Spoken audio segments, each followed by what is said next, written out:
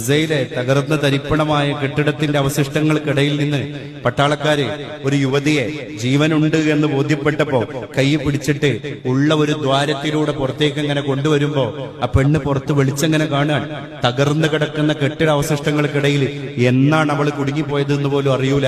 പക്ഷെ ആ പെണ്ണ് തനിക്ക് ഊരി പുറത്തേക്ക് വരാനുള്ള ഗ്യാപ്പുണ്ട് എന്ന് ബോധ്യപ്പെട്ടപ്പോഴും സേനാ വിഭാഗത്തോട് പറഞ്ഞു, എനിക്കിപ്പൊ പുറത്തേക്ക് വരാൻ പറ്റൂല, ഒരു മഫ്തയുടെ ശീല എനിക്ക് തരണം, എന്റെ തലയിൽ തട്ടല്ല. നാല് സുഖങ്ങള് അല്ലേ, എങ്ങനെങ്കിലും ജീവന്റെ തുടിപ്പുകളെ കൊണ്ട് പുറത്തേക്ക് പോരാ. അപ്പോഴവിടെ പുരുഷന്മാരുണ്ടാവൂലേ, ആണുങ്ങളുണ്ടാവൂലേ, ഞാൻ എന്ത് ചെയ്യും? അതാണ് രാത്രി എന്റെ മയ്യത്തെടുക്കണം, അത് തന്നെ സൈഡ് മറച്ച മയ്യത്ത് കട്ടിലാകണം. കാരണം എന്നെ കട്ടിലിൽ നിന്ന് ഖബറിലേക്ക് ഇറക്കി വെക്കുന്നത് ആണുങ്ങളായ സ്വഹാബികളാകും എന്ന് നിയമം പറഞ്ഞ റസൂലുള്ളാഹിന്റെ മകളുടെ പേര് സ്വീകരിച്ചാൽ മാത്രം പോരല്ലോ നമ്മളെ കുട്ടികള് അല്ലെ. നമ്മളൊക്കെ കുട്ടികളെ പേരിന്റെ കൂടെ നല്ല മൊഞ്ചുള്ള ഫാത്തിമ എന്നുള്ള പേരുണ്ട് അല്ലെ. ആ പേര് സ്വീകരിച്ചാൽ പോരല്ലോ, അതിന്റെ അടയാളങ്ങൾ കൂടി പ്രസ്ഫുരിക്കണ്ടേ. അള്ളാഹു നമ്മളെ മക്കൾക്ക് ഇസ്സത്ത് കൊടുക്കട്ടെ.